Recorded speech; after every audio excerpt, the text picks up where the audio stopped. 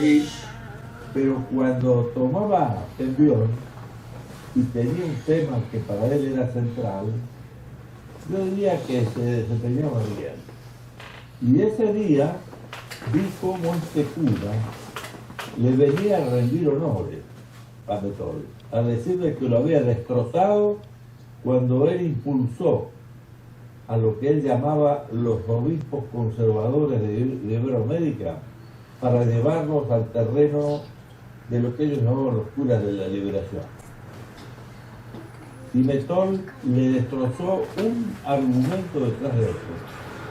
Razón por la cual, si ustedes leen el informe del Concilio de Puebla, este tema está prácticamente no tratado. Se debe a lo que hizo este hombre. Sin embargo, Castro le pagó la edición del libro, que hoy se puede conseguir en las bibliotecas, La doctrina de la seguridad nacional, citado en todos los países iberoamericanos y las ediciones pagadas por Castro, como una verdad relevada, cuando en presencia mía, este cura le dijo a Metol, que le llamábamos el Tucho. El Tucho, exactamente. Me has derrotado y me has aniquilado, la verdad de Puebla. Pero yo quería conmover a los obispos conservadores de Iberoamérica. Fíjense cómo son los mitos que se han creado sobre todo este proceso. Sin duda. Que lleva 70 años. Y la Argentina está destrozada por los gobiernos periódicos de esta gente.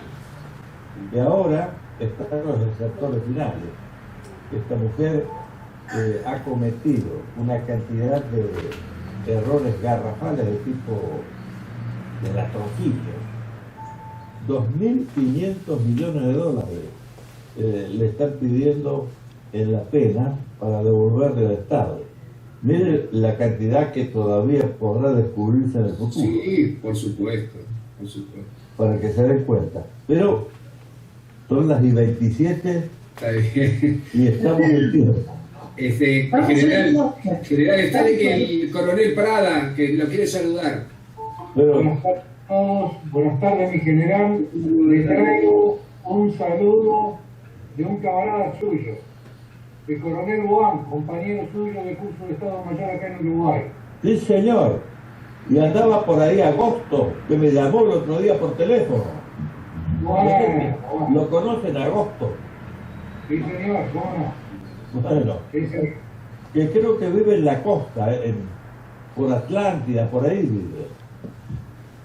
Si le digo le miento, mi general. No sé Debe dónde vive. tener 85. Yo ya estoy en los 90. Así que creo que soy el mayorcito del grupo. Bueno, muy bien, Raúl, cuando quieras. ¿Arrancamos? Arrancamos, sí. Bueno, y saludos también a Gustavo, que entró también. Gustavo, ¿estás por ahí? Sí, buenas tardes a todos. Acá estamos grabando con la nieta presente. Bueno, buena suerte en la charla. Un abrazo a todos. Gracias.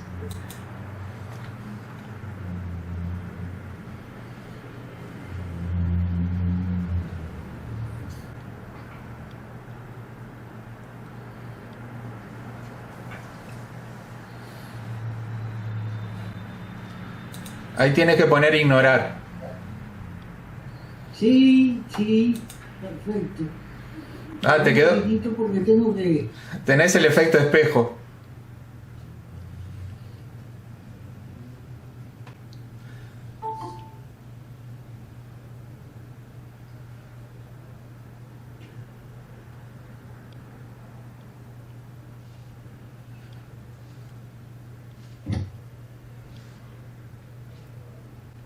voy a hacerlo un poco lento porque son mis primeras armas. Nadie nació sabiendo, así que sobre la marcha. Sí. Hola, ¿qué tal? ¿Cómo les va? Buenas tardes. Hola. ¿Cómo estás, Gustavo? Bien, ahí. El águila del cordobés. No tan, Todavía. no tan lejos. Gustavo, está con nosotros el general Abuel desde Argentina. No sé si lo conoce. Es el coronel Papucci, general. No lo conocía, no tenía el placer, un placer. Un extranjero que toma mate con palo. Buenas tardes a todos. No tuve oportunidad de saludar anteriormente, así que un abrazo a todos. Mi nombre es Nelson Mosco, así que los saludo. Muy bien. Un gusto, Nelson, ¿qué tal? ¿Cómo estás? ¿Cómo te va? ¿Cómo andás? Bien, bien.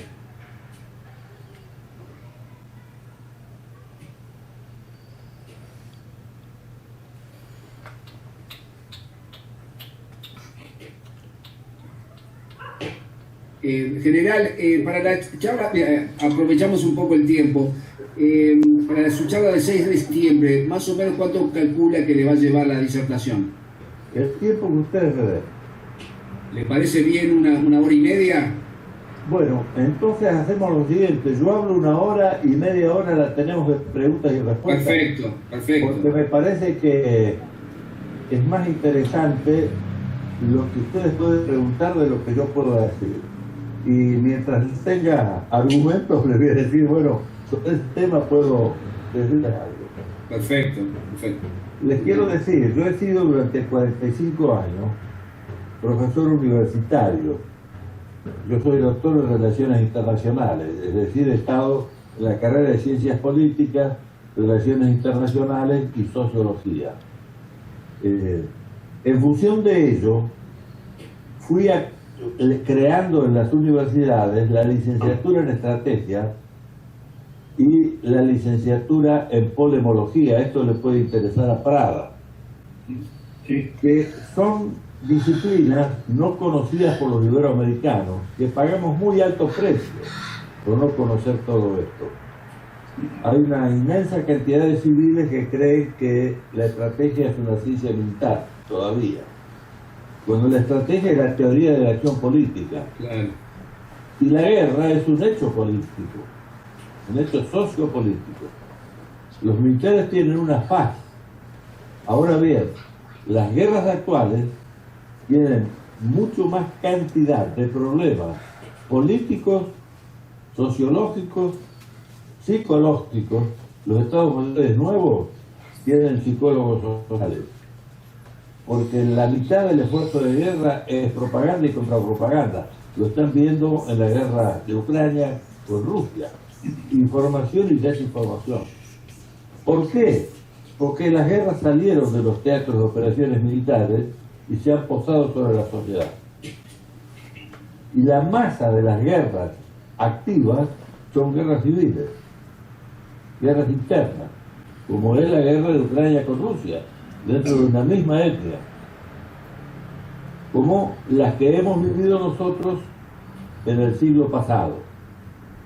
Hay una que no es guerra civil, es la del Atlántico Sur, pero esa fue creada por una necesidad de la NATO. Nos pusieron un anzuelo en Bilbisken y crearon una guerra porque había que sostener a Margaret Thatcher con un triunfo, con una victoria en el poder. Todo esto no ha tenido el tratamiento debido. No. ¿Por qué? Porque No, tengo una dificultad técnica, espera un poquitito porque voy a ver si lo puedo reiniciar. Pero El túnel del tiempo, parece el túnel del tiempo. Sí, la verdad, sí. es a pedal. Sí. Probá a maximizar la presentación. No. Totalmente de acuerdo, mi general. La verdad que sí. Así es, como usted dice. Ahí. Ustedes quedaron- Déjalo ahí. ¿Ustedes están viendo en este momento Perfecto. la presentación? Sí, está perfecto la presentación. Está, perfecto, entonces ustedes me escuchan a mí y me ven. Perfecto.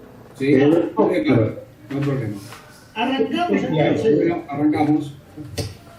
Bueno, En realidad, digo, yo tomé todo este tema desde el punto de vista, desde el principio, porque en un discurso muy conocido de Perón, porque en realidad todo esto tiene por finalidad actuar como un elemento preparatorio de la mesa redonda sobre el peronismo. Entonces Perón marca claramente que dice que a lo largo de la historia argentina han habido dos líneas. Una línea que ha sido una línea pro-británica, él la llama más claramente entreguista, y una línea más nacionalista, que nace con la Junta de Mayo, se continúa, según él, con Rosas, se continúa luego con Irigoyen y finalmente con él. En realidad, entonces, por eso yo quise arrancar desde el origen, porque antes de la Argentina, el territorio que corresponde a la Argentina correspondía al virreinato primero del Perú y luego a un virreinato independiente. Toda esa lucha de imperios entre España e Inglaterra nace fundamentalmente a partir del momento en que Isabel I decide industrializarse. Hasta Isabel I, en realidad, la industria que existía se movía a través de la energía hídrica y estaba ubicada en los territorios que actualmente forman los Países Bajos. Los Países Bajos contaban, además, con una enorme autopista para distribuir sus productos, que era el río Rin y sus afluentes. Inglaterra era uno de los países más pobres de Europa. Era un país exportador de materias primas, de lana sucia, y era una actividad que ni siquiera realizaban los propios ingleses, realizaban los lombardos. Por eso en la City de Londres hay una calle que se llama Lombard Street. De esa manera se alimentaba con lana inglesa la industria de los Países Bajos. Isabel I entonces pensó, con una lógica impresionante, ¿por qué no ser nosotros una potencia industrial? Entonces, para llegar a ser una potencia industrial, lo primero que empezó fue a traer expertos de los Países Bajos a Inglaterra, porque los ingleses, como dice Marcelo Bullo, un historiador argentino de la Universidad de Rosario, en materia industrial no sabían hacer una O con una casa, y entonces los trae a Inglaterra, les paga bien, empieza a traer obreros, las industrias se empiezan a colocar cerca de las corrientes hídricas y empieza a desarrollarse bajo un estricto proteccionismo la industria británica. Cuando ha empezado a desarrollar ya la industria, da el segundo paso. Dice, bueno, no, nosotros a los Países Bajos ya no les vendemos más materias primas. Entonces ahora tiene sus propias industrias, pero necesita tener mercados. El mercado europeo prácticamente estaba saturado. África no era mercado y Asia va a ser mercado a partir, para los ingleses, de 1840 y pico, ¿verdad? Entonces, ¿cuál era el único mercado factible que quedaba? El mercado de América. Entonces ahí van a empezar una serie de guerras entre España e Inglaterra, algunas formales, como la de la famosa Armada Invencible y luego la Contraarmada. Ninguna de las dos logra su objetivo y finalmente se entra en una especie de guerra de baja intensidad. ¿En qué consistía esa guerra de baja intensidad? Consistía en acciones de piratería sobre las flotas que iban desde España hacia América o viceversa, porque volvían cargadas de metales preciosos. Y de esa manera entonces generaban enormes ganancias. ¿Cómo se armaba toda esta industria de la piratería? Era una simple cantina en la cual una persona indicaba que iba a hacer una expedición de piratería y entonces prácticamente vendía acciones que llegaban a dar una utilidad hasta del 1000%. Entonces lo que uno se pregunta es, bueno, pero ¿cómo la gente compraba o se metía en una acción de esas? Y bueno, se metía porque la primera que entraba era la reina. Los primeros que entraban era la corona británica. Entonces, esa era la garantía de que la expedición podía salir bien o salir mal. Pero de todas maneras, si salía bien, lo real era que se ganaba. Quiere decir que casi que ahí arranca la primera bolsa de la historia, ¿verdad? En una cantina de Inglaterra. En América, esto repercute de dos maneras. En primer lugar, porque ya las naves comerciales españolas tienen que viajar protegidas por naves de guerra, constituyendo verdaderos convoyes, ¿verdad? De esa manera, el costo del traslado de la mercadería desde España a América se aumenta y los costos que se tienen que pagar en América aumentan en forma también proporcional. Pero en segundo lugar, se afecta la continuidad del comercio, porque va a haber muchísimas de esas expediciones que no van a llegar a América, porque van a ser interceptadas, por más que tengan una flota de guerra que las respalde. Hay enorme cantidad de piraterías exitosas, no solamente sobre la flota, sino también sobre algunas ciudades específicamente españolas. Entonces en América comienza a darse un fenómeno por el cual empieza a faltar enorme cantidad de productos y empieza lo que también Gullo llama el cordón protoindustrial. América del Sur, porque ya vamos acercándonos a la Argentina, América del Sur va a desarrollar un cordón protoindustrial de la cordillera de los Andes hacia el este, ¿verdad? Entonces arrancaría en Bogotá, bajaría por el Alto Perú y se insertaría luego en el norte argentino. Ese sería entonces el cordón que intentaría, a través de la producción industrial, sustituir la producción de la metrópoli, o lo que la metrópoli no puede abastecer. Por el otro lado, quedan las ciudades portuarias, las ciudades de cara al mar, como Caracas, como Valparaíso y como Buenos Aires. En esas ciudades portuarias, entonces, se va a empezar a desarrollar en forma muy importante el contrabando, fundamentalmente en Buenos Aires, a raíz de la fundación por parte de los portugueses de la colonia del Sacramento, ¿verdad? Entonces, la conquista del territorio, de lo que hoy es el territorio argentino, se va a realizar en 3 esfuerzos independientes. Expediciones que van desde España hacia el Río de la Plata y el Paraguay, expediciones organizadas en el Perú para ocupar las tierras del Tucumán y expediciones de Chile hacia Cuyo.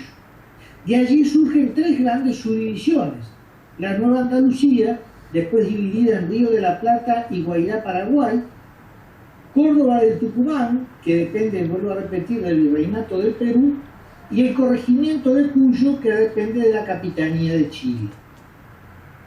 Entonces, podríamos decir que en la etapa virreinal, en la etapa española, todavía por supuesto que no hay virreinato del Río de la Plata y virreinato del Perú, hay 3 subperíodos: el temprano, que va de 1517 a 1650, y que se caracteriza porque comprende los imperios de Felipe II, Felipe III y Felipe IV.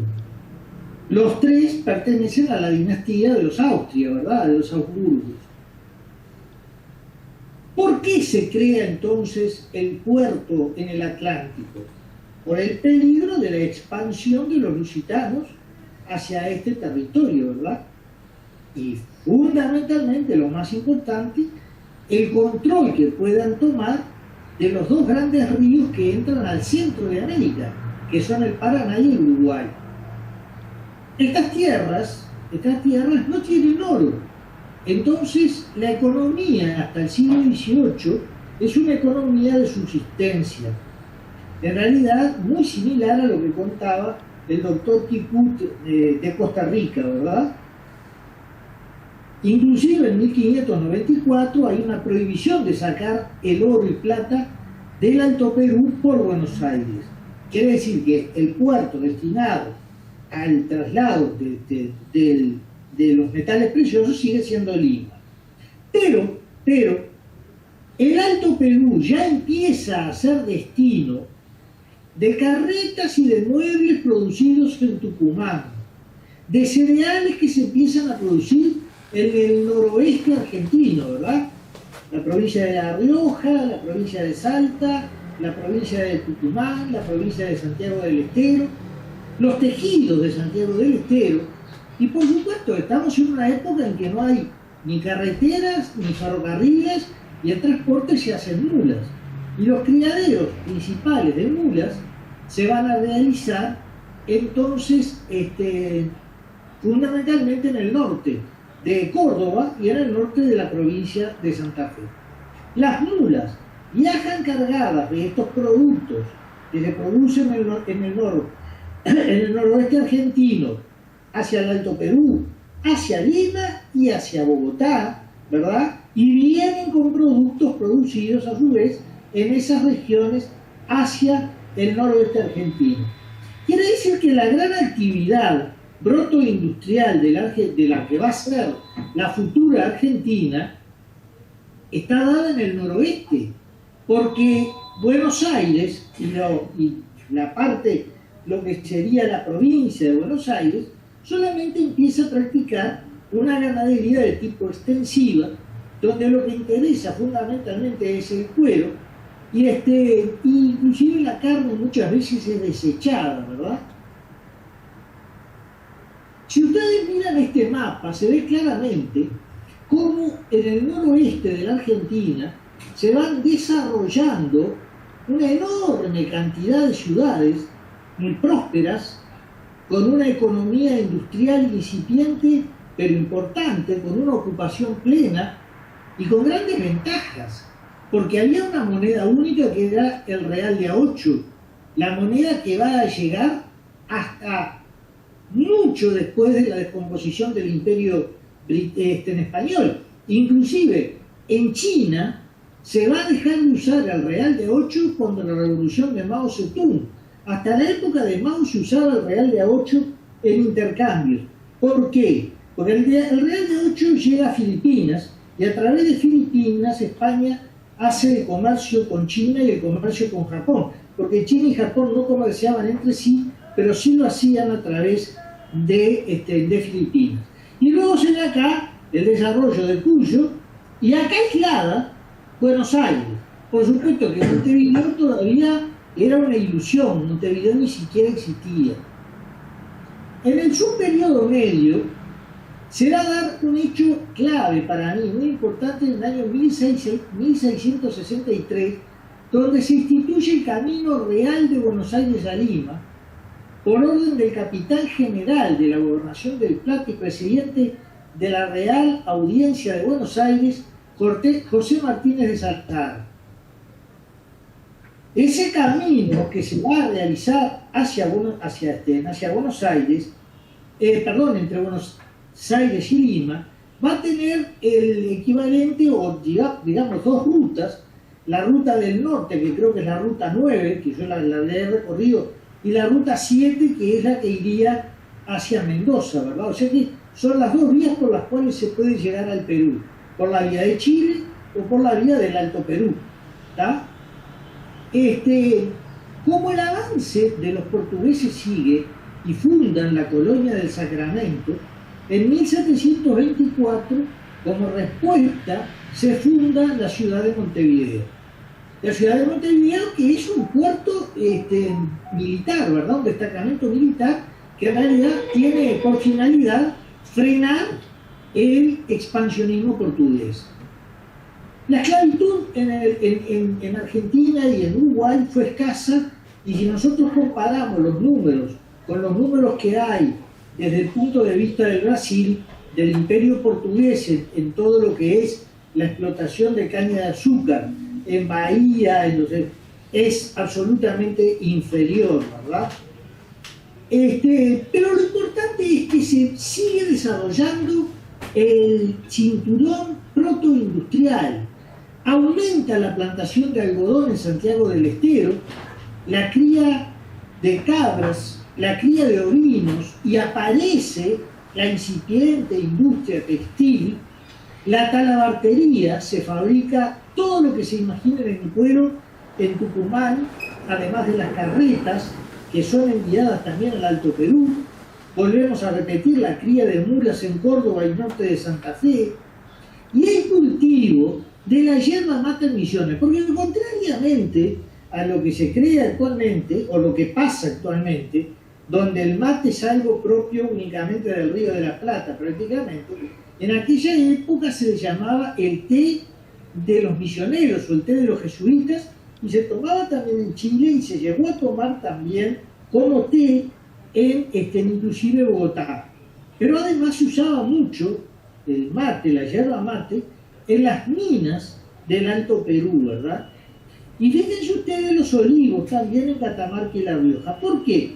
Porque a medida que España va permitiendo que empiecen a venir diferentes tipos de inmigrantes a América, cada uno trae lo que viene de su tierra, ¿verdad? Entonces, por ejemplo, los andaluces son olivareros, entonces buscarán los lugares donde se puede cultivar. Y lo mismo se descubre que es muy buena la calidad de la tierra y de los aires para el cultivo de la uva en el Cuyo, y se va a desarrollar toda la industria del vino en toda esa zona. Entonces quiere decir que ese cordón protoindustrial se sigue desarrollando. En 1776, es el último periodo del español, se va a crear el Virreinato del Río de la Plata, que tiene por finalidad evitar la expansión portuguesa. Y ese Virreinato del Río de la Plata va a tener, y esto sí es interesante, sobre todo para los militares que siempre están en el tema de la estrategia, y por ejemplo para Brasil el tema bioceánico es un tema de toda la vida. Bueno, el Virreinato del Río de la Plata era un virreinato bioceánico. Y eso permitía un intercambio comercial importante, permitía la ampliación de toda la explotación de grandes praderas en la explotación agropecuaria. Las minas del Alto Perú eran incorporadas al Virreinato del Río de la Plata. Los españoles fueron sumamente inteligentes porque al Virreinato del Río de la Plata le entregan las minas del Alto Perú, que es además el lugar donde se hace la moneda, el real de A8. Entonces quedan también las minas, por supuesto, del Perú, pero, ¿cómo se llama? Vamos a ver de que todos esos recursos, desde el punto de vista del Alto Perú, van ahora a corresponder al Virreinato del Río de la Plata.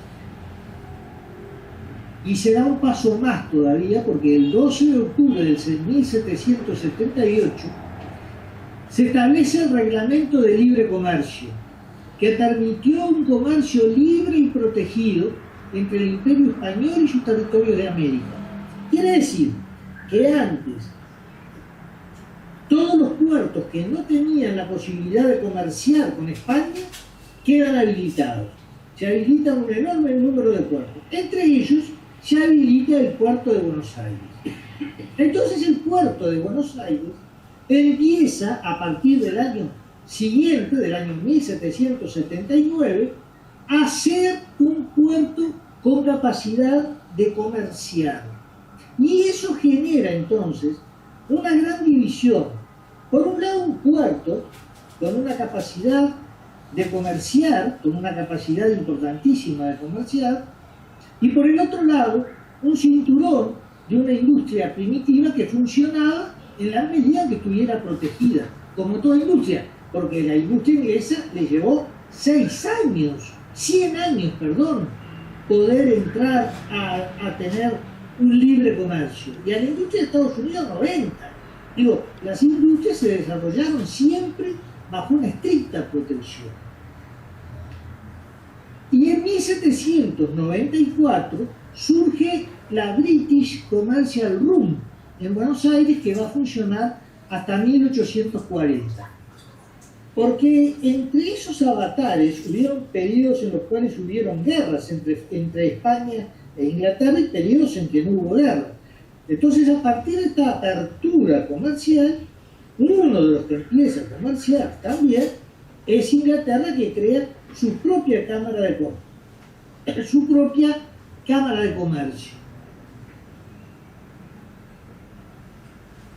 En el papel de las misiones jesuíticas, que son importantísimas desde el punto de vista de, ¿cómo se llama?, del desarrollo de toda esa zona, me gustaría leerles el resumen que hace un historiador argentino al respecto. Dice: las misiones jesuíticas guaraníes llegaron a ubicarse en las regiones de Guairá, Itatín, Tapé, las tres en el actual Brasil, Uruguay, Brasil, Argentina y Uruguay actuales. Fueron establecidas en el siglo XVII dentro de territorios pertenecientes al Imperio Español y en la gobernación del Río de la Plata y del Paraguay, y sus gobernaciones sucesorias a partir de su división en 1617. La gobernación del Paraguay, la gobernación del Río de la Plata, todas dependientes del inmenso virreinato del Perú. Los padres jesuitas implementaron un sistema económico agrícola que fue rápidamente asimilado por los aborígenes. Esta importante agricultura fue complementada con la ganadería, que suministró a los aborígenes carne, leche y cuero. Se logró que cada reducción formara una unidad económica independiente que funcionara del trueque y posesiones comunales. Se favorecía un intenso tráfico comercial entre las reducciones, promoviendo una integración económica, social y política con sede centrada en Candelaria. Cada reducción se especializaba en el trabajo del hierro y la plata, la carpintería, la cocina, la panadería, el chapado de oro, y desde allí se promovieron excelentes esculturas, pinturas y música barroca guaraní. Pero además, y esto es muy importante, la Compañía de Jesús también se instaló al sur del río Salado, o sea, de Buenos Aires hacia la Patagonia, ¿verdad?, entre 1740 y 1753, con el fin de establecer una población permanente en la frontera del virreinato. Y su intención fue la de hacer sedentarios e instruir a los indígenas en la doctrina cristiana. La primera fue la reducción de Nuestra Señora en el misterio de su concepción de las Pampas del año 1740. Y bueno, y de esa manera se logró evangelizar un gran número de ellos. Quiere decir que el otro gran foco de desarrollo que tuvo el sector fue las misiones. No solamente las que nos conocemos, sino que hubieron también misiones en el sur, ¿verdad? Entonces, la política británica con respecto a lo que era América fue adecuándose a las distintas realidades, ¿verdad? En 1711, John Cullen, gobernador de las Islas Bermudas, estableció que el Río de la Plata es el mejor lugar del mundo para formar una colonia inglesa. Pequeño detalle. Entre el 39 y el 48 se dio la Guerra de Asiento, que fue un conflicto bélico en que se enfrentaron las flotas y tropas del Reino de Gran Bretaña y del Reino de España, principalmente en el área del Caribe. Pero en este momento, en el año 41, se da un fenómeno crucial que para los ingleses es muy importante: el sitio de Cartagena. Los ingleses arman una flota como no va a haber ninguna hasta el día del desembarco de Normandía. 195 naves y 30.000 hombres, dirigida por Lord Vernon, contra una guarnición española, que era la de Cartagena, integrada por 3.000 hombres y 6 navíos de línea, y dirigida por el almirante Blas de Lezo. Increíblemente, Blas de Lezo va a derrotar a esta gran expedición inglesa, al punto que cuando Vernon se está retirando, se da vuelta en el puente de Mango y maldito Blas de Lezo. Blas de Lezo era un almirante que además le faltaba un ojo, una mano y una pierna, un hombre que había un marino de origen vasco, que había sido brillante estratega y que planificó la defensa de Cartagena de una manera brillante, con la participación incluso de 600 indios que vinieron especialmente a colaborar y fueron un verdadero azote para los británicos. Ya los británicos habían inclusive elaborado una moneda en la cual aparecía Blas de Lezo arrodillado frente a Lord Bernard entregando las banderas de Cartagena de Indias. Estas derrotas que van sufriendo los ingleses permanentemente, los va llevando siempre a que, en definitiva, se vayan dando cuenta de que es imposible entrar por la vía armada en los virreinatos españoles. Entonces, se empieza a dar un nuevo tipo de planteos, como el planteo de Miranda, ¿verdad? El plan de Miranda especificaba operaciones que se iban a realizar en Venezuela, pero fundamentalmente el plan establecía, estamos hablando de 1783, la ocupación de Buenos Aires y desde ahí el ataque también a las costas chilenas. Y entonces, en una especie de operación de pinza, desde Venezuela y desde Chile, se atacaría al Imperio del Perú. Esta propuesta es exactamente la misma que es presentada por Miranda y adoptada en Londres en 1804. Entonces, desde este punto de vista va a ir llegándose a lo que es la invasión del Río de la Plata. Si ustedes miran acá en este mapa, acá tiene ya marcado el virreinato del Perú, de lo que fue, y luego el virreinato del Río de la Plata, como yo les decía, marcado en violeta.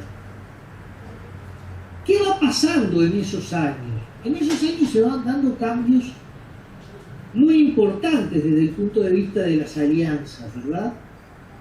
¿Por qué? Porque, como ya vimos, se suprime el tráfico de Indias, y fíjense ustedes, como hecho para mí muy importante, es que los ingresos del Cabildo de Buenos Aires, a partir del momento en que se va a abrir el puerto de Buenos Aires al comercio, o sea, entre 1800 y 1807, se van a multiplicar los ingresos del Cabildo de Buenos Aires por 14, y eso fundamentalmente a través de los ingresos que vienen por el puerto, ¿verdad? Se va a autorizar también el comercio con todos los países que sean neutrales, y en 1804 se renueva la alianza con Francia. Y acá va a ser un hecho muy importante. ¿Por qué? Porque en 1805, y aliado Inglaterra aliado Francia de España, se da la batalla de Trafalgar. La batalla de Trafalgar decide dos cosas. La primera, que los mares quedaron a cargo de los ingleses. La flota franco-española es derrotada. Entonces, Inglaterra no puede comerciar con Europa, porque Europa está totalmente dominada por Napoleón, que ha ganado la batalla de Austerlitz, y entonces empiezan a buscar otros mercados. La primera idea es el Cabo de Buena Esperanza, que era una colonia holandesa. Buenos Aires en 1806 era una pequeña aldea de 45.000 habitantes y casas bajas, muy mal defendida, porque además no había un ejército capaz de defenderla, no hubieron tercios españoles en América, y entonces se organiza lo que va a ser la primera expedición de las invasiones inglesas. Mariano García dice al respecto: la toma británica del Plata sigue siendo el aspecto menos difundido de la Revolución de Mayo, ¿verdad? Se refiere a él. Él lo da como un antecedente imprescindible para la Revolución de Mayo. Haber reducido el relato histórico de la emancipación rioplatense a una pelea entre patriotas puros, españoles malos o realistas solo servidos para formar generaciones de argentinos que desconocen hechos de gran importancia en esta puja de poderes. Acá está Belfort, que es el que va a comandar en los ejércitos británicos.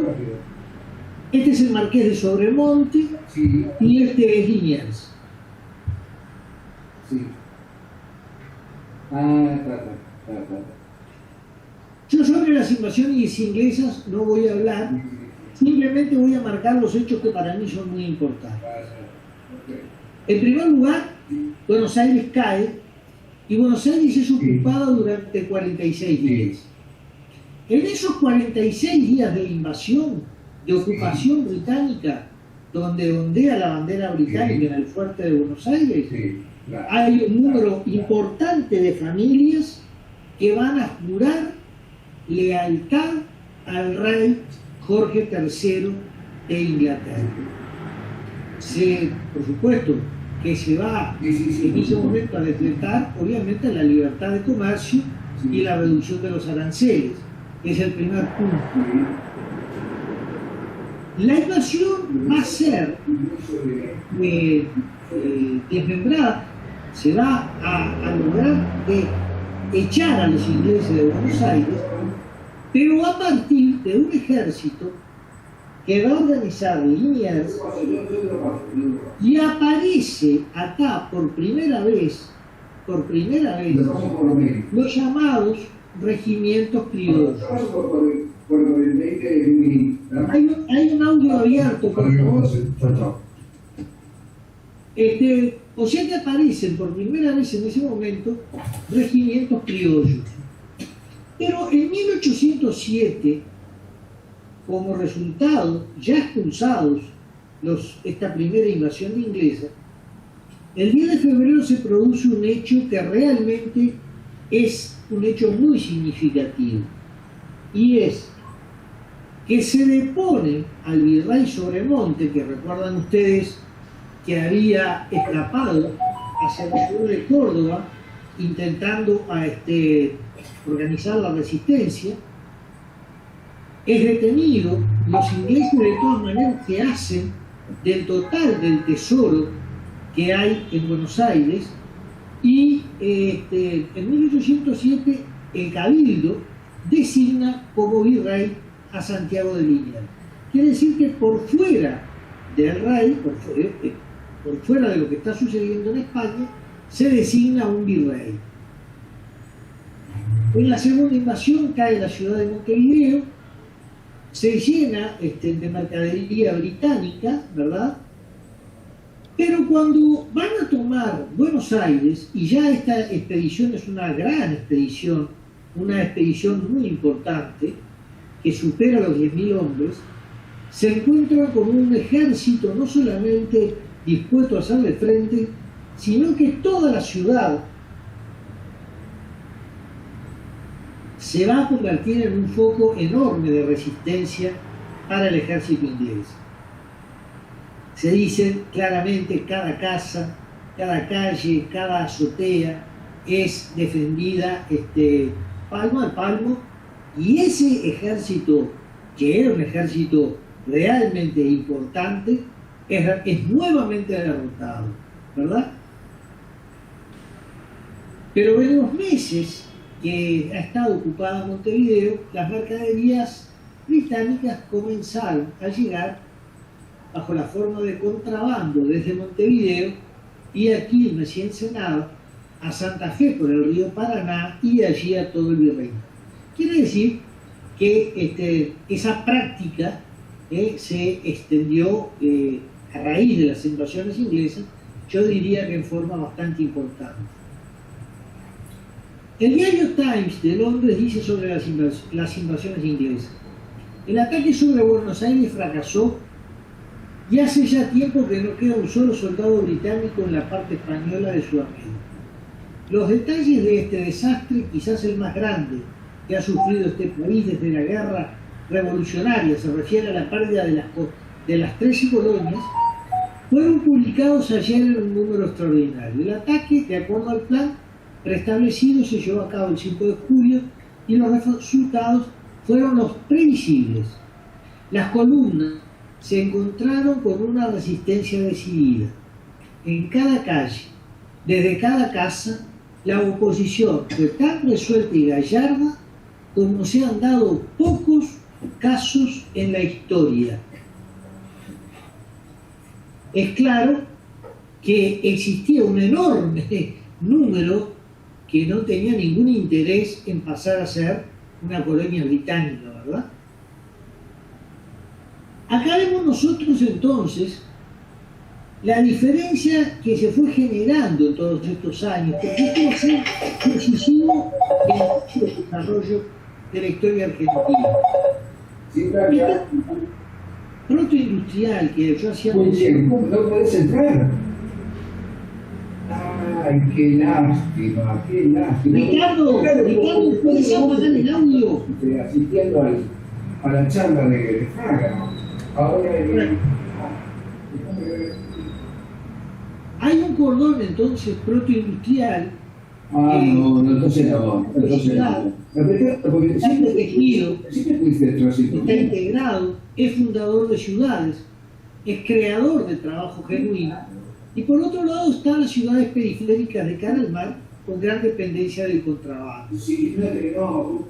1810 va a destacar estas contradicciones que ya estaban en evidencia desde 1778 con la supresión del trabajo de lástima. Vamos a ver cómo podemos resolver. Uno conoce el norte argentino. Esto que está señalado acá corresponde al cabildo de la ciudad de Salta.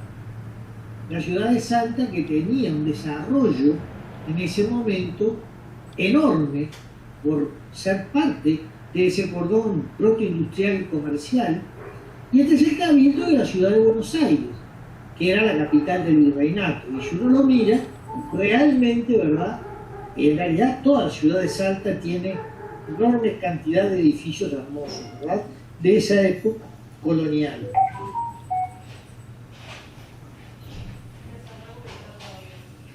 Todo esto fue desnudando las contradicciones. Contradicciones de tipo económicas, contradicciones territoriales y contradicciones de identidad cultural. Las económicas son las que acabamos de decir.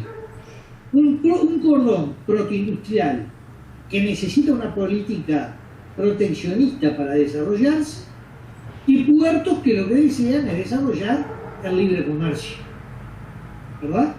O sea, en Buenos Aires se empieza a desarrollar una aduana, esa aduana da grandes beneficios, esos grandes beneficios son aprovechados por una élite de industriales que además están relacionados con los dueños de las tierras, y entonces este comercio que va a empezar a realizar el puerto de Buenos Aires es un comercio agroexportador en el cual lo que se envía son las materias primas, productos de una economía agrícola, y lo que recibe es mercadería industrializada que viene de Inglaterra.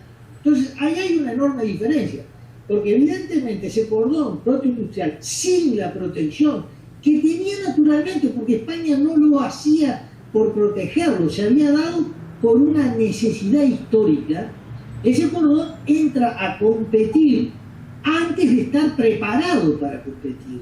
Y por supuesto, obviamente, las posibilidades que tiene son muy mínimas, ¿verdad?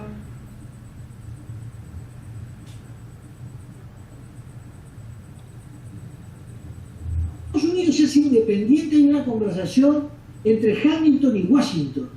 Y Washington es partidario del libre comercio. Y Hamilton le dice, no, nosotros vamos a precisar para establecer el libre comercio muchos años de protección hasta desarrollar nuestra industria. Y en Estados Unidos van a convivir dos modelos, que eso es lo más grave de todo hasta la guerra de secesión. El norte, industrial y proteccionista, y el sur, librecambista y agroexportador. ¿Agroexportador a quién? Le exporta a la industria inglesa, porque el algodón que se consigue a precio barato, porque hay esclavos en el sur de los Estados Unidos, es el que mueve la industria británica, porque la producción de lana de las islas británicas alcanza solo para el 17% de su industria. Quiere decir que todo el resto de la materia prima debe venir de otro lado, ¿verdad? La otra contradicción es territorial. Para quienes son proteccionistas es fundamental mantener la unidad territorial, porque como vimos, todo el noroeste comerciaba fundamentalmente con el Alto Perú. Entonces no es lo mismo un nuevo país separado del Alto Perú que unido al Alto Perú, que es su mercado. Para los librecambistas, en cambio, la unidad política no es importante. ¿Qué es importante? Las vías de comunicación o los canales de distribución. O sea, yo importo determinados productos a través del puerto de Buenos Aires y lo importante es que tenga la vía de distribución para llegar, bueno, hasta Córdoba, con mucho hasta Tucumán. Es más, cuando Belgrano no marcha con el ejército del norte, se le dice, no, retírese a Córdoba, porque no interesa demasiado mantener la unidad territorial. Interesa mantener los canales de la distribución de los productos manufacturados que entran por el puerto de Buenos Aires. Ese es el negocio. Por supuesto que en ese negocio no interesa que los ríos sean de libre navegación, porque eso ¿qué hace? Establece que haya más puertos, que haya más aduanas y se pierde el monopolio de la aduana de Buenos Aires. Y Buenos Aires tampoco está dispuesta a federalizar los ingresos de su aduana. Pero eso lo veremos después. Y por otro, la identidad cultural. Ese sector proteccionista del noroeste, que llega hasta Córdoba, ¿verdad?, reconoce en su cultura fundamentalmente católica y mestiza, ¿verdad? Porque el imperio español es un imperio que se hace con la idea de permanencia y por lo tanto mezcla las sangres, cosa que no hacen los ingleses en el norte de América. No hay mestizaje. El indio es exterminado.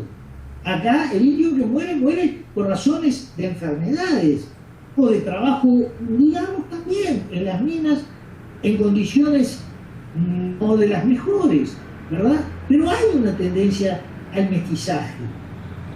Los librecambistas, por el cambio, están mimetizados por el modelo inglés o francés. Es más, en Buenos Aires se llega a discutir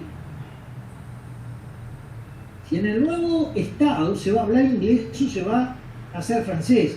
Se dice que se hablaba en la Cabonería de Vieites ese tema.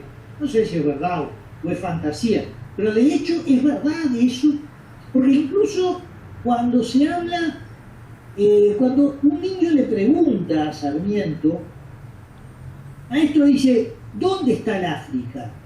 Bueno, más allá de los Pirineos, refiriéndose a España, ¿verdad? ¿Y qué hay atrás de los Alpes? También África. Y Sarmiento no es un agente pago por nadie, es un hombre que lo cree de esa manera. Cree que la cultura está en Inglaterra y está en Francia, y que todo lo demás es atraso, ¿verdad? Barbarie, por decirlo de otra manera. Pero por otro lado está la idea de Inglaterra. ¿Qué es la idea de Inglaterra? La idea de Inglaterra, hay gente que plantea, ¿por qué no habremos sido una colonia británica? ¿Por qué habremos hecho? Jamás en la vida a los ingleses se les ocurrió. Primero que nada, para entrar militarmente, derrotar militarmente, se calculaba que ya un ejército de 10.000 hombres había sido vencido en la segunda invasión. Un ejército se precisaría de 40.000 hombres para entrar y luego mantenerse. Eso es muy caro. Por lo tanto, Inglaterra lo que quiere es hacer un imperio informal de lo que es lo que era el virreinato del Río de la Plata. pero no que formalmente formen parte del Imperio Británico. Y eso le va a costar a la élite de Buenos Aires, porque la élite de Buenos Aires se cree parte del Imperio Británico y va a reaccionar recién cuando Inglaterra, después de la crisis del 29, firme el pacto de Ottawa y le diga: no, miren, nosotros le vamos a comprar a quienes son parte de nuestro imperio, pero nosotros, no, ustedes no son parte del imperio. Y ahí va a venir el tratado Roca-Runciman, del cual vamos a hablar posteriormente. Por supuesto que a Inglaterra le interesa que el libre comercio, que coincide con los intereses de quién, de la élite de Buenos Aires, y destruye la industria del interior, que no puede soportar la competencia porque no está preparada para esa industria. Y yo quisiera contar una anécdota muy breve, porque creo que me da el tiempo para decirla. Yo un día iba caminando por la calle Florida hace unos años y entré en una local de la firma Lacoste, que está ubicada antes de las galerías Pacífico, a mano derecha, también yendo hacia Plaza San Martín. Y le pregunté al señor: ¿hay remeras Lacoste Argentina? No, me dice, las remeras Lacoste son peruanas. Como yo recordaba haber comprado remeras Lacoste Argentina cuando yo tenía 19 años, le pregunté: ¿por qué no hay remeras Lacoste Argentina? Me dice: porque el mejor algodón es el algodón peruano. Y eso mismo, de que el algodón peruano era de una excelente calidad, fíjense que se demoró mucho más de un siglo para que se fuera admitido. Normalmente nosotros nunca pensábamos que lo que se producía en el Perú fuera de una calidad tan excepcional como era. Y lo mismo los tejidos del noroeste argentino. Bueno, obviamente que la estrategia de subordinación no le interesa la forma de gobierno. Si quieren hacer una monarquía, hagan una monarquía. Si quieren hacer una república, hagan una república. Lo que le interesa sí es fragmentar territorialmente al virreinato, porque cuanto más fragmentado esté, más fácil de dominar es, ¿verdad? Y por supuesto, para fragmentar el territorio hay que crear un nacionalismo artificial. ¿Qué odio puede haber entre un chileno y un peruano? ¿Qué odio puede haber entre un boliviano y un paraguayo? Fueron odios creados artificialmente, fueron odios que se dieron, porque en realidad lo natural era que una chica que vivía en Montevideo se casara con un muchacho que vivía en Buenos Aires. Por eso las familias están interrelacionadas, o sea, formábamos parte todo de lo mismo. Teníamos la misma moneda, la misma religión, viajábamos de un lugar a otro, y bueno, de repente un montevideano en Buenos Aires, en la época virreinal era un forastero, sin fenómeno, pero formaba parte de lo mismo, era la misma identidad que tenía, la misma religión, la misma lengua, la misma moneda. Y bueno, por supuesto que la estrategia implica también el modernismo, el iluminismo, ¿verdad? Y en el iluminismo, por supuesto, eliminar la fe fundante, ¿verdad? La fe fundante, todo imperio ha tenido una fe fundante. La fe fundante en el Imperio Español fue la Iglesia Católica. Lo cual no implica que todos tengan que ser católicos, por supuesto, pero que fue la fe fundante, fue, ¿verdad? Claro, Inglaterra practica el iluminismo de fronteras para afuera, porque de fronteras para adentro, el propio rey es el jefe del Estado, el jefe de la Iglesia Anglicana, y durante muchísimos años un católico no podía acceder, bueno, no sé si ahora puede tampoco, a determinados cargos dentro del gobierno inglés, por ser católico.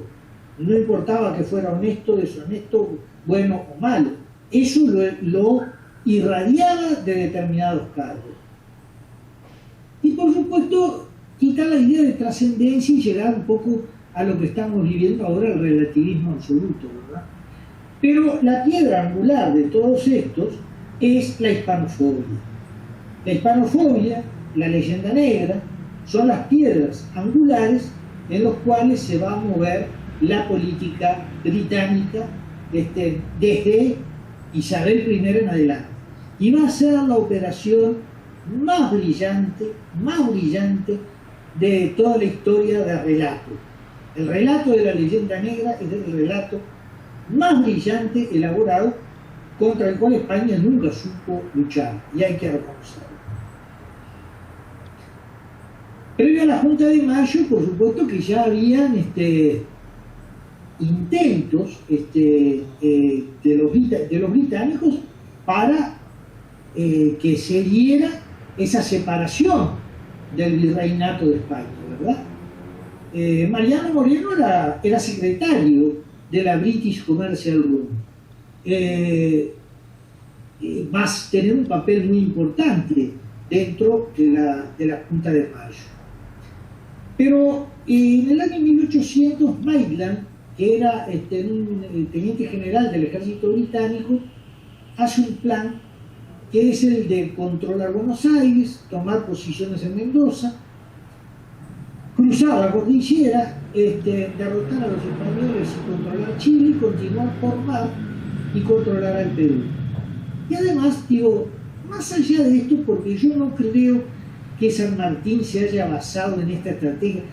San Martín era un brillante militar y indudablemente que puede haber coincidido en alguna cosa, pero no le saco el mérito porque realmente él la tenía clarísima desde el punto de vista militar, la forma de derrotar al virreinato del Perú. Como vimos, la batalla de Trafalgar va a ser el detonante de toda esta crisis. ¿Y qué pasa en mayo de 1810? Bueno, yo antes que eso me gustaría leer una breve síntesis de Raúl Rosa, que formó parte de la Agencia Federal de Inteligencia Argentina y que habla de los espías en la Revolución de Mayo. Dice que argumentan que el 25 de mayo, como se conoció en la revista Villiquen, comienza a valorarse con el discurso actual a partir de 1880. Los criollos, dicen, fueron mucho más permeables al dinero, a la posición social y al estatus y manejo del poder. Y dice que durante la revolución operaban muchos espías, principalmente británicos. Y dice que probablemente algunos de ellos formaron parte inclusive de la propia Junta de Mayo. Pero en sí los hechos que se dieron fueron de la siguiente manera. España, la Junta de Sevilla, designa al virrey Baltasar Hidalgo de Cisneros, que llega al Río de la Plata. Llega al Río de la Plata y va primero a Montevideo, donde disuelve la Junta y el lío lo reconoce como virrey. Y jura como virrey no en Buenos Aires, jura en Colonia, y recién ahí cruza a ¿cómo se llama?, a Buenos Aires.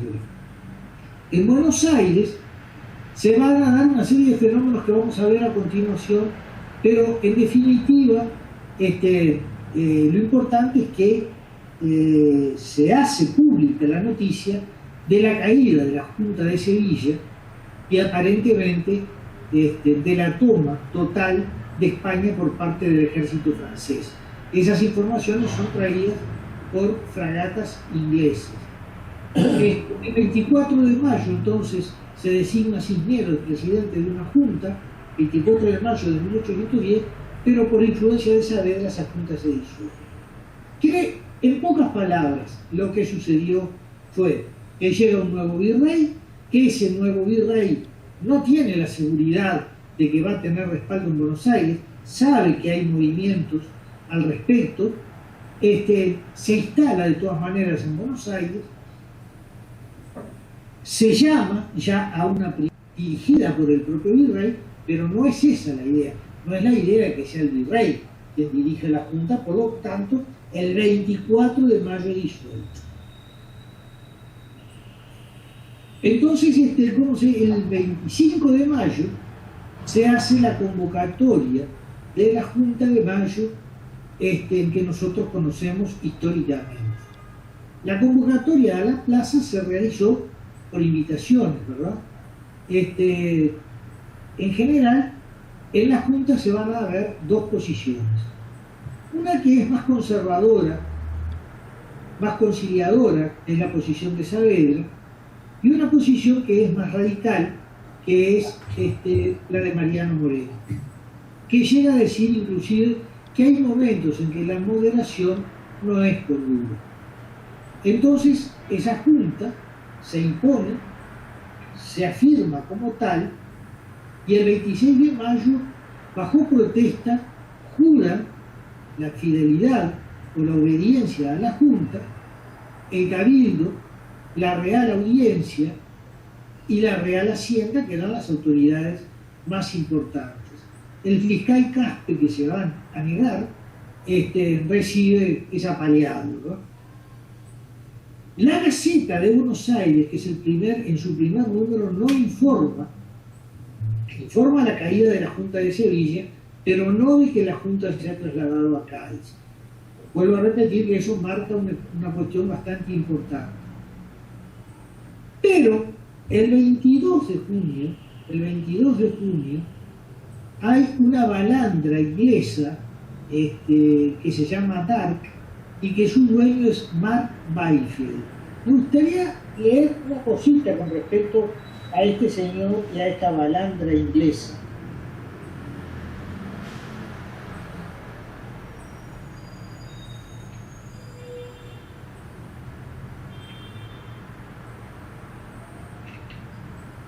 A ver si lo encuentro porque...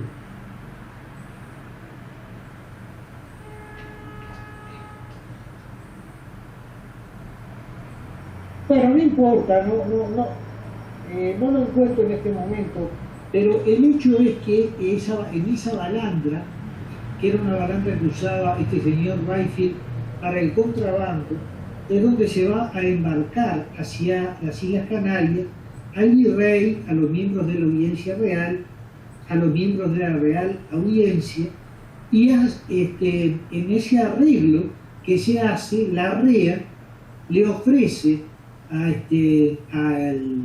Byfield que pueda traer mercadería por un valor de 100.000 pesos. Byfield, bueno, la llegada a Canarias es muy compleja, pero el número de mercadería que trae Byfield supera los 300 o 400.000 pesos, o sea que es mucho mayor de lo que tenía autorizado, y las boletas nunca son presentadas a la Junta por la REA. Y el 26 de junio se va a dar el fusilamiento de Liniers.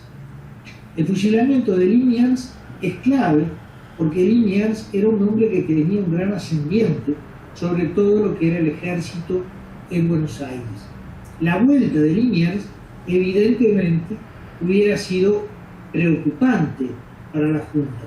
Por eso se decide el fusilamiento que se realiza en Boca de Tigre.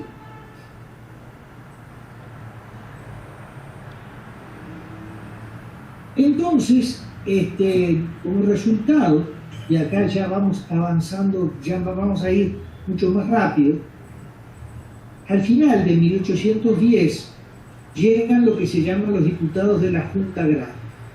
Moreno es enviado a Europa. Y va a morir durante el viaje en condiciones que por lo menos hasta ahora se siguen estudiando. El primer triunvirato de Pasos, Zarratea y Chiclana, y luego esa Junta Grande convoca a la llamada Asamblea del año 13. La Asamblea del año 13 va a presentar un proyecto de Provincias Unidas bajo el poder de Buenos Aires, o sea que Buenos Aires asumiría de nuevo el poder de gobernar ese nuevo Estado, ¿verdad? Y el rechazo que se da simultáneamente de los delegados de la Liga Federal que proponen, por el contrario, la formación de una unión de provincias unidas por una liga federal y que no funda justamente la capital en Buenos Aires. Esas provincias contarían con una cantidad de factores que las harían muy autónomas, y entonces hay dos posiciones absolutamente contrapuestas. En 1815 la Liga Federal declara la independencia de las provincias que forman la Liga Federal. En 1816 el Congreso de Tucumán hace lo propio y en 1817 se da el fenómeno del cruce de los Andes. San Martín está peleando en el norte, San Martín va a delegar el ejército del norte y entiende que lo más importante en ese momento es la realización del cruce de los Andes y de la derrota de los españoles en el Perú. En 1819 se genera una constitución de tipo unitaria y luego en 1816, ya con Pueyrredón, los portugueses invaden la banda oriental.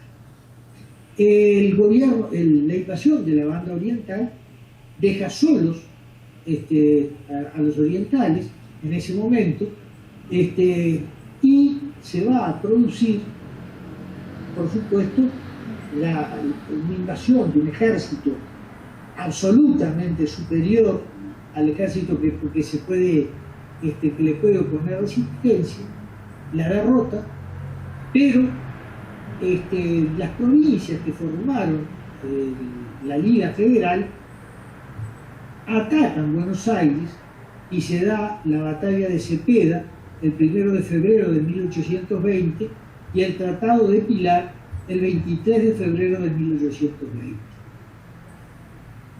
Bueno, lo vamos a ver después un segundito. Entonces digo, se ha producido ya, de hecho, la ocupación de la banda oriental por parte del ejército portugués, ¿verdad? Buenos Aires está entonces enfrentada de todas maneras a las provincias de Entre Ríos y a la provincia de Santa Fe, que son las que van a avanzar sobre Buenos Aires y se va a dar la batalla de Cepeda. Pero en el Tratado del Pilar se establece muy especialmente que no va a haber ayuda por parte del gobierno de Buenos Aires a la banda oriental, lo cual significa que queda librada a su suerte. Entre los años 1820 y 24, el gobierno va a estar a cargo de Martín Rodríguez. Rivadavia va a ser su ministro de Relaciones Exteriores. Rivadavia solamente va a ocupar la presidencia entre el 26 y el 27. Acá es donde se da un incremento de la influencia británica en la política nacional argentina, ¿verdad? Rivadavia es una persona que ha estado en Europa y que piensa en el desarrollo y entonces decide pedir un préstamo en Inglaterra para hacer algunas cosas que él considera de gran importancia. La red de agua potable para la ciudad de Buenos Aires, el establecimiento de un banco en Buenos Aires, el establecimiento de ciudades en la frontera con los indios, y para eso entonces se supone que viene el dinero. Inglaterra, por el contrario, va a manejar 5 ejes sobre los cuales va a trabajar. El comercio libre, eliminando todo proteccionismo frente a las importaciones británicas, la creación de un banco central manejado por inversionistas británicos, el absoluto control del puerto únicamente por parte de Buenos Aires, la explotación británica de los recursos naturales y la consolidación del partido unitario. Se da una confluencia de intereses entre los intereses británicos y los intereses de esa élite bonaerense que controla la tierra, que controla el comercio y que controla el puerto, ¿verdad? De esa deuda de 1 millón de libras, se manda una delegación, yo tengo los nombres de los que la forman, van a llegar a Buenos Aires, y esto es interesante, de 1 millón de libras, 570.000 libras. Pero de esas libras que llegan a Buenos Aires, solo un mínimo porcentaje llega en oro. El resto llega en papel de cambio, que también es para uso de las entidades bancarias londinenses. ¿Tá? Esa deuda argentina con la Lehman Brothers se termina de pagar en el año 1904 23 veces su valor. Pero además, como garantía, cuando se da el fenómeno vamos a ver, de la guerra contra el Imperio Portugués y el endeudamiento, se hace lo que se llama el sistema de enfiteusis. ¿Qué es el sistema de enfiteusis? Es un sistema por el cual tierras que son públicas se entregan a familias que no van a comprarlas, sino que van a pagar un precio por el arrendamiento de esas tierras al gobierno de Buenos Aires, pero con la característica de que el precio que van a pagar por el arrendamiento lo van a fijar ellos. Entonces, 8.500.000 hectáreas pasan a manos de 538 familias. Se habla de lo que se conoce en esos años como la feliz experiencia, por supuesto, para las 538 familias, ¿verdad? La guerra contra el imperio luso-brasileño es, en realidad, algo que aparece como una cuestión bastante inesperada, porque se produce, como todos sabemos, la Cruzada Libertadora, y la Cruzada Libertadora decide la incorporación de la banda oriental a las Provincias Unidas del Río de la Plata, lo cual implica la guerra. Para esa guerra, el ejército republicano no está preparado,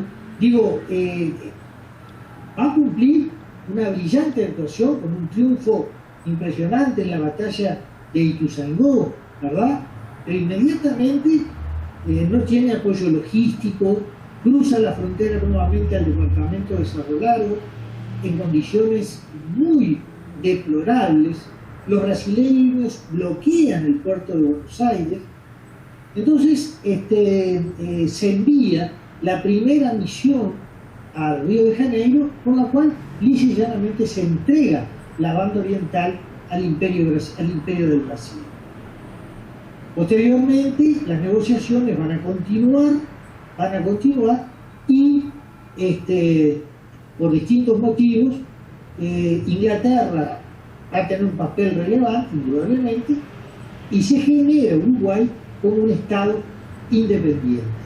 Pero dejando de lado todo el tema del Uruguay.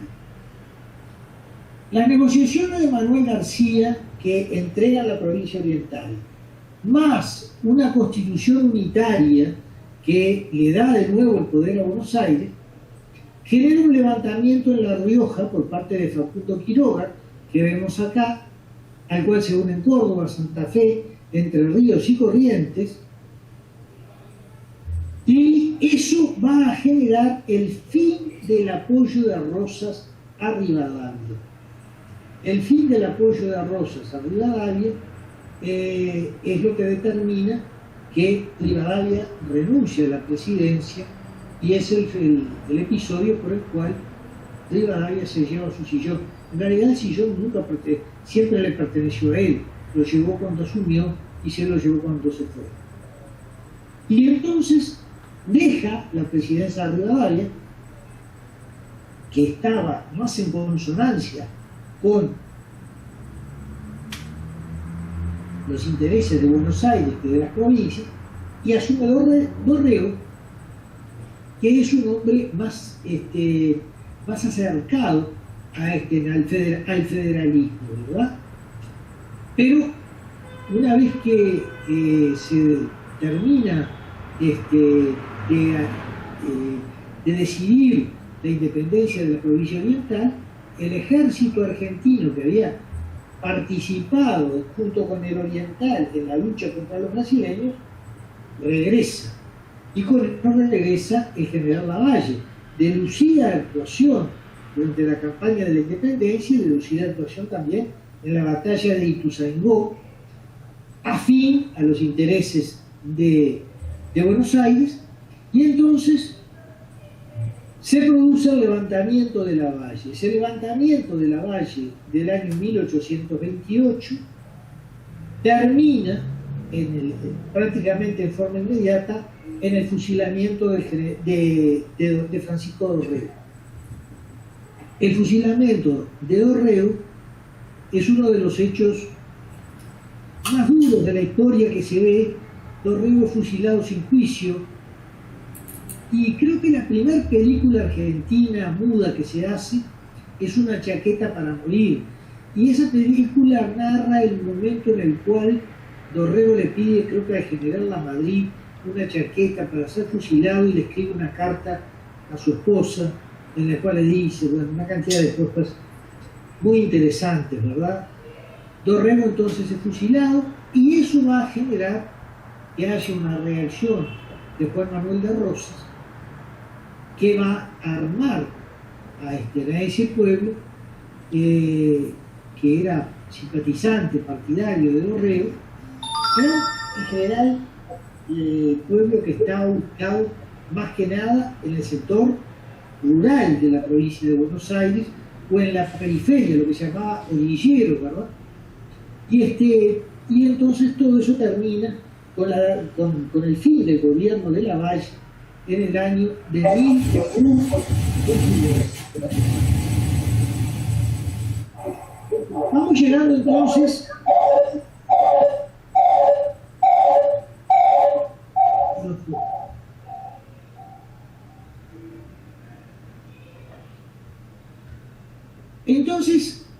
por primera vez se va a dar el gobierno. Creo que hay una copla porque Héctor tiene algo abierto, doble. Sí, el micrófono está abierto.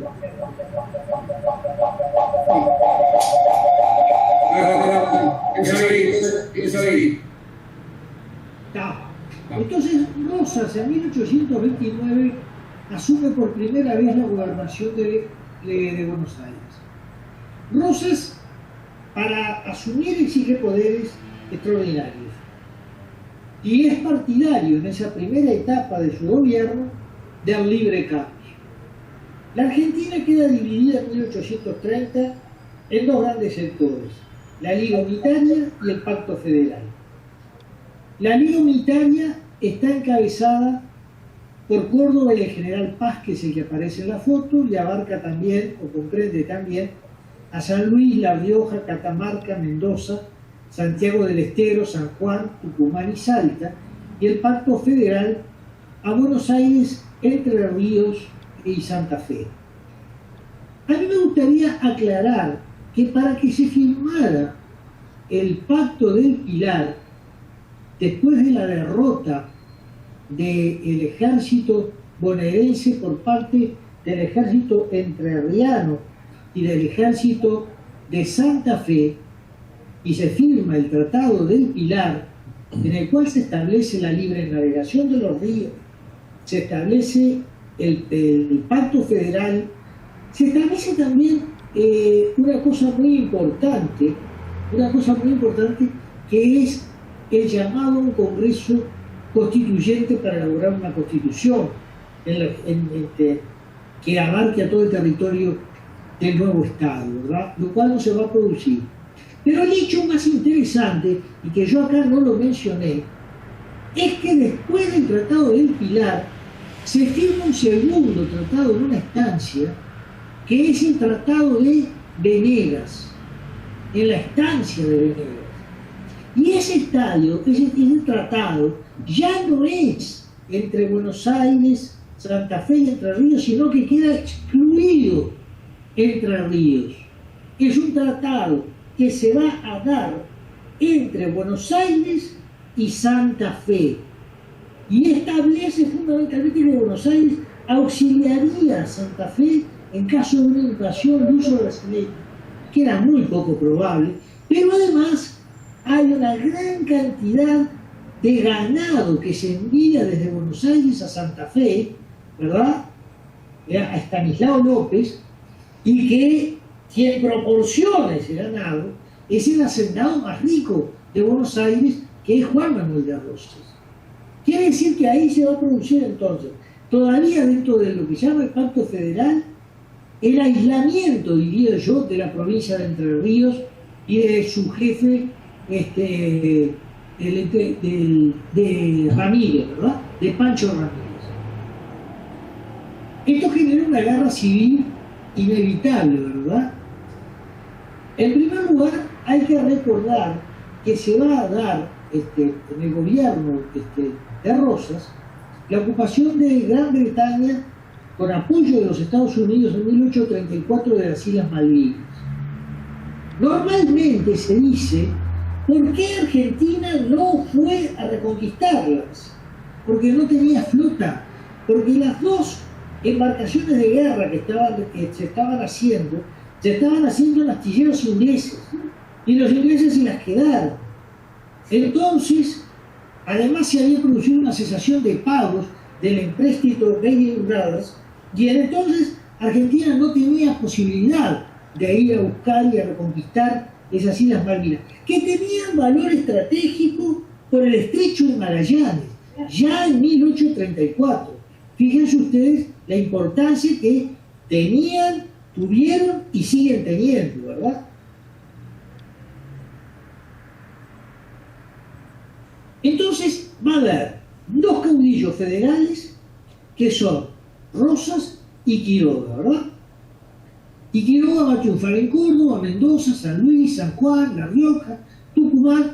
Todas ellas se van a sumar al Pacto Federal y van a llamar a lo que se llama el Congreso Constituyente, que yo les decía que es lo que Rosas se niega. Rosas no va a aceptar que se realice la Constitución.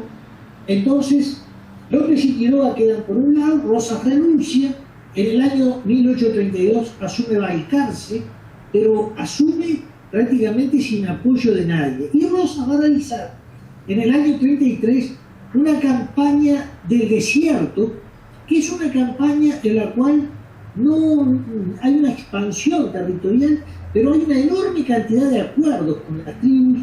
Inclusive hay tribus a las cuales se les lleva la vacuna antivariólica, hay sacerdotes que viajan también, hay científicos que acompañan las expediciones.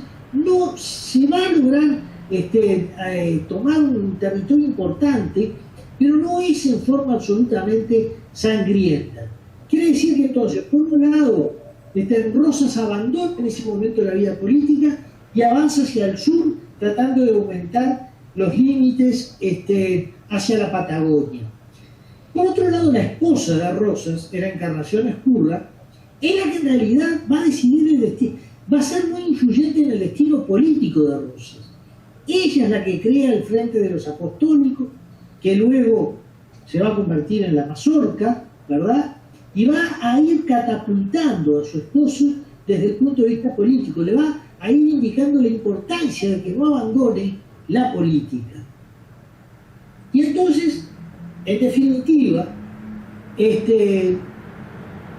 tanto Balcarce como su sucesor Piamonte van a, a delegar el poder finalmente en Juan Manuel Massa, y se va a producir la sublevación de Salta, Tucumán, Santiago del Estero, y esas sublevaciones van a ser sofocadas por Facundo Quiroga. Pero cuando está regresando a Buenos Aires, el 16 de febrero del 35, los hermanos Reina Fe, que eran los que gobernaban Santa Fe aparentemente, son los responsables del asesinato en Barranca Yaco de Quiroga.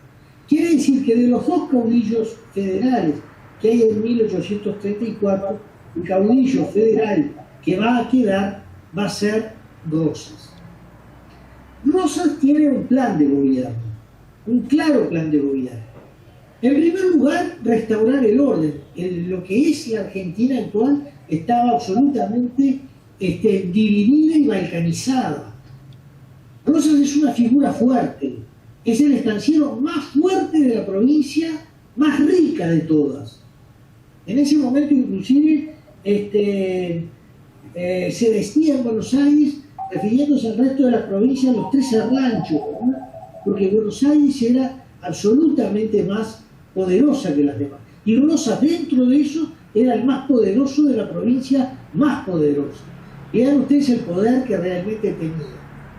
Pero, ¿cuál es lo que va a hacer él, primero que nada? Lo primero que nada es sanear la economía, porque el empréstito de Binding Brothers había dejado la economía absolutamente destrozada. El banco que había sido creado en Buenos Aires, en el directorio tenían mayoría los ingleses. Había empezado la emisión de papel moneda en forma desenfrenada y había provocado la crisis del año 1827 y el primer default que tiene la Argentina. O sea, la economía estaba en un verdadero caos. Restablece Rosas, y esto no es un hecho menor, las relaciones con el Vaticano. Eso que marca Perón de la corriente hispanista, en la cual él incluye a Rosas, a Irigoyen, y se incluye él mismo, está relacionado en cierto modo con esta política de acercamiento que va a tener Rosas con la Iglesia Católica, a diferencia del liberalismo que tenía, por ejemplo, Rivadavia, que por el contrario quería la separación de la Iglesia y el Estado, no restablece relaciones y además disuelve compañías religiosas que vivían en la Argentina. Rosas funda 12 pueblos, no es poca cosa, pacifica las fronteras y exige sí el poder total. Rosas concentra en su persona el poder legislativo, el poder judicial y el poder ejecutivo.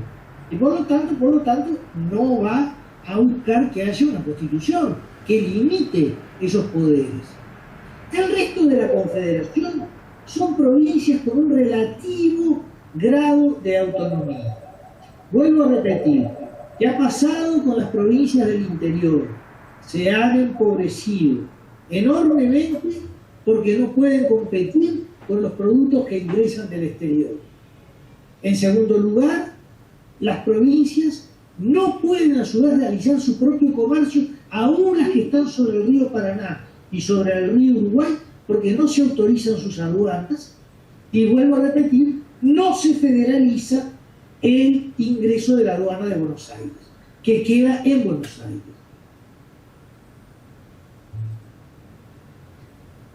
Rosas entonces establece para mí un hito en la historia argentina, que es la ley de aduanas. ¿Qué dice la ley de aduanas de Rosas? Primero que nada es que el año 35, es ahí donde la sanciona, y Rosas, respondiendo al pedido proteccionista del interior, establece aranceles para los productos importados. Aranceles que van del 10 al 100% dependiendo de si son productos necesarios para la producción argentina o si son productos suntuarios. Podríamos leer toda la lista, pero los productos que quedan protegidos son todos aquellos que habíamos visto, ¿verdad? La industria algodonera del noroeste, la industria de fabricación de muebles y carretas de Tucumán, la industria vitivinícola del Cuyo, toda esa, la industria ganadera y cerealera que empezó ahora en la provincia de Santa Fe, todo eso empieza a quedar protegido. Estas medidas proteccionistas impulsan notablemente el mercado interno y la producción del interior del país. Quiere decir que la ley de aduanas de Rosas marca un antes y marca un después. Claro, va a tener un gran apoyo del cordón protoindustrial, virreinal. Va a tener un gran apoyo de Salta, de Santiago del Estero, de Córdoba, del Cuyo, ¿verdad? Pero va a tener, por el contrario, quejas desde el punto de vista de que no acepta la libre navegación. Entonces el litoral no se siente contemplado al no contemplarse la libre navegación. ¿Qué quiere el litoral? Tener sus propios puertos, tener sus propias aduanas. Frente a eso, frente a esta ley de aduanas y frente a un poco de cierre del comercio con Gran Bretaña, se da la famosa batalla de la vuelta de obligado. La batalla de la vuelta de obligado yo la miro desde dos puntos de vista. Desde el punto de vista del interés que pudieran tener los puertos del litoral argentino, tal vez se vieron perjudicados en cierto modo. Porque, ¿qué pasaba? Cuando un producto bajaba en Buenos Aires, pagaba los impuestos. Ese producto tenía que ser transportado a lomo de mula hacia el interior, por supuesto que se encarecía, ¿verdad? Pero además no llegaba a lo que se necesitaba. Por el contrario, si hubiera habido libre navegación, la mercadería hubiera sido desembarcada en los mismos puertos del litoral y luego vendida en los mismos, y los impuestos se los hubieran quedado ellos y no Buenos Aires en su totalidad. Pero desde el punto de vista de la soberanía estatal de la Argentina, la vuelta de obligado es un hecho muy digno, porque la vuelta de obligado enfrenta a un país con las dos potencias más grandes de que había en ese momento. Es un acto de dignidad desde el punto de vista de la soberanía de la República, de lo que es la República Argentina. Por lo tanto, la vuelta de obligado hay que mirarla por un hecho que además fue desde el punto de vista militar heroico, porque se cruzaron 3 cadenas en el río Paraná. Mansilla dirige las baterías de fuego desde las barrancas del Paraná. Hay una resistencia heroica, ¿verdad? Finalmente cruza, pero la expedición es un fracaso. Quiere decir que rescatar eso desde el punto de vista que no es menor, yo creo, ¿verdad? La dignidad frente a dos potencias que quieren imponerse por la vía de la fuerza sobre un país soberano. Hay un reordenamiento entonces de la economía, hay un aumento de los ingresos por las tasas que se han fijado y una disminución del gasto. Por eso la economía se reordena, porque si nosotros bajamos el gasto por un lado y por el otro lado aumentamos los ingresos, la economía tuvo un auge. Por un problema menor se va a producir el bloqueo del puerto de Buenos Aires por los franceses. Yo digo, de esto me interesaría solamente destacar que antes, esta diapositiva, perdón, era anterior, y es el hecho que se da entre el movimiento que pretende atenazar al gobierno con los llamados libres del sur, que son los estancieros del sur de Buenos Aires, algunos, más la invasión de Lavalle, que viene de la banda oriental, ¿verdad? Pero Lavalle es derrotado totalmente, termina muriendo en Jujuy. Yo estuve en la casa donde lo matan, el cadáver de Lavalle es desosado, si mal no recuerdo, en Guacalera, y es transportado por las tropas hacia el Alto Perú, los huesos, porque se saca todo lo que es la carne del cadáver de Lavalle. Una historia interesante también. Toda la historia argentina es absolutamente interesante. Toda la historia de Argentina es interesante. Nosotros vamos a avanzar un poquito más hasta el final del gobierno de Rosas y después el resto que ya lo vamos a dar de otra manera. Pero esta parte yo creo que es clave en la formación de la historia de la Argentina. Bueno, como vimos acá también, habíamos quedado en la batalla de la Vuelta de Obligado, ¿verdad?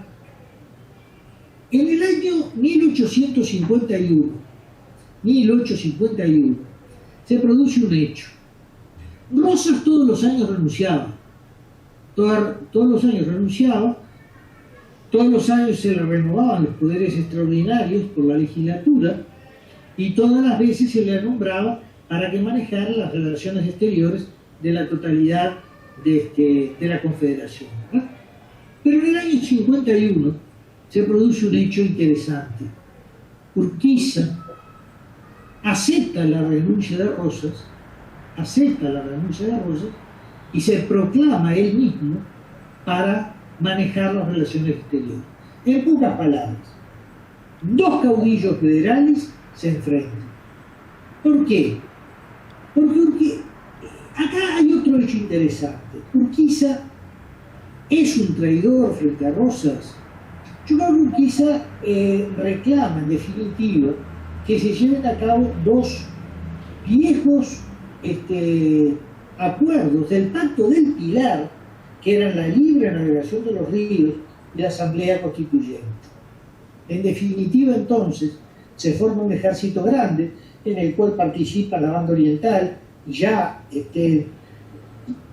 República Oriental del Uruguay, el Imperio de Brasil, el ejército de Urquiza, y ellos se enfrentan con Rosas el 13 de marzo del 52 en la batalla de Caseros. Rosas está al frente del ejército durante toda la batalla, se ha herido en la mano derecha, se retira finalmente hacia Buenos Aires y renuncia frente a la legislatura. Se hace el acuerdo de San Nicolás y el hombre fuerte que queda es Urquiza, ¿verdad? Rosas se va a retirar en un barco inglés donde va a irse a Inglaterra y va a morir en Inglaterra. Y con esta última diapositiva termino con algunas conclusiones finales de este periodo tan interesante de la historia argentina. Para mí, y esto es una cuestión personal, después ustedes aportarán, con la estabilidad de la era rochista en la década de 1840, no hay conflictividad social, ¿verdad? La gente, tanto en el interior, a través de la ley de aduanas, como en la ciudad de Buenos Aires, el nivel mejora notoriamente.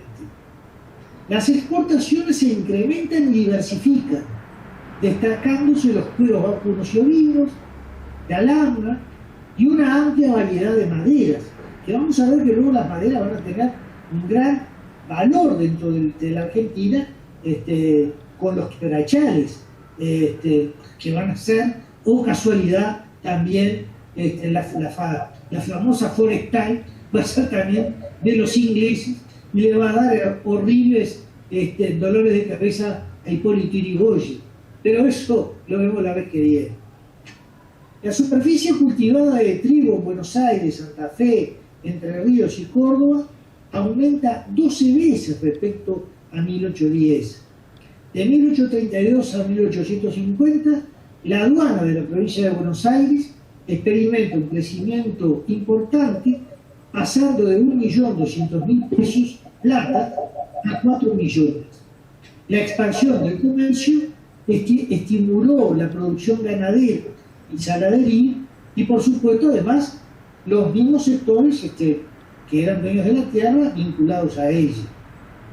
Y como último punto muy importante, Rosas disuelve el Banco Nacional que había fundado Rivadavia y que era controlado por los ingleses y que había provocado una gran crisis por la emisión de dinero sin respaldo, en una forma absolutamente alocada, ¿verdad?, que provocó el primer default del año 27 del cual hablamos.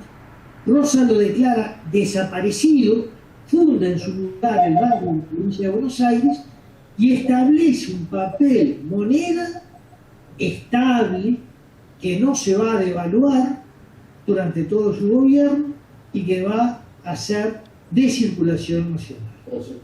Bueno, yo hasta acá llego en la charla de hoy y bueno, quedo su pueblo.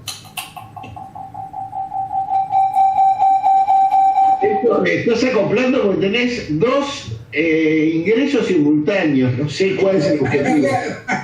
Voy a salir entonces, voy a salir. De uno.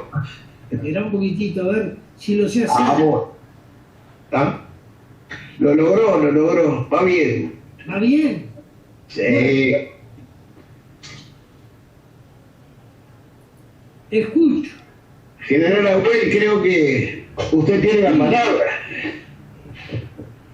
Bueno, yo creo que nunca había escuchado en tan breve tiempo un viaje y un paneo tan profundo sobre la historia de Argentina. Yo voy a aprovechar, porque es muy rico todo lo que ha dicho, para la preparación de la exposición mía futura. El nombre de Argentina, ustedes saben, proviene del Argentum, es decir, el nombre de nuestro país, que suena tan lindo, proviene de las minas del Alto Perú. La Argentina no nace desde el Atlántico, nace desde el Pacífico. Y llega, como reiteradamente lo ha dicho Fraga, hasta Córdoba del Tucumán, hasta las Sierras Chicas. A ese país se le llamó el país tucumanés, que se funda a partir de la ciudad del Barco, que ahora se llama Santiago del Estero. Y de esta ciudad salen los fundadores de las ciudades de toda nuestra Argentina. Y ahí es donde llegamos a una conclusión. La economía de ese tiempo es fisiocrática. La Argentina es minera industrial. Y la cultura es los burgos. Y acá me quiero detener un segundito. Nosotros somos argentinos, uruguayos o brasileños por nuestra cultura, no por nuestra sangre. Yo tengo sangre de una corriente alemana y de otra corriente piamontesa italiana, que es mi madre. Pero soy argentino por cultura. Nuestras banderas simbolizan una identidad que es una cultura. En inglés hay un solo verbo, el to be, por el ser y el estar. Ahora, el ser, somos lo que somos. San Martín le decía, o sois lo que debéis ser, o no seréis nada. Ahora bien, ¿qué quería decir? Que tenemos una cultura que nos da una identidad a través de valores, principios y creencias. Por lo tanto, yo le decía a mis alumnos en ciencias políticas, ¿qué es un argentino? Que es un uruguayo. Es un hispano, criollo, católico, culturalmente. Ahora bien, al lado de la cultura está la civilización. Y ahí viene el estar, el bienestar. El bienestar lo logramos a través de la civilización, el progreso, la ciencia, la tecnología, que nos permite tener mayores comodidades permanentemente. Y a veces esas comodidades afectan al ser, a la cultura, relativizan los valores, corroe nuestra identidad y llegamos a no ser lo que debemos ser. Como se lo decía San Martín a los gobiernos de Buenos Aires, desde Mendoza. al directorio, en donde estaban los enemigos de San Martín. Esa era una de las conclusiones que quería sacar de una de las partes que Fraga trató tan eruditamente, tan bien. Concuerdo totalmente con la exposición. Nuestros países fueron gobernados por las agencias de inteligencia que estaban instaladas en estas ciudades. ¿Por qué? Y porque eran países recién nacidos, con estados prácticamente inexistentes y una sociedad que se estaba conformando por llegada de diversas direcciones, no habiendo una argamasa que los uniera. Eran pueblos arena, no pueblos roca. Esto trajo consecuencias posteriores. Yo diría que ninguno de los países de más al norte de Uruguay y Argentina tiene una historia tan larga de guerras civiles. Yo tuve la suerte de tener como profesor de historia del secundario, yo soy santafesino,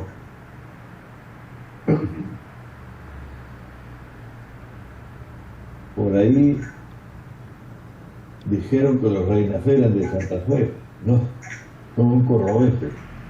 Cordobeses, sí, perdón. Sí, es verdad. Son cordobeses. Son cordobeses.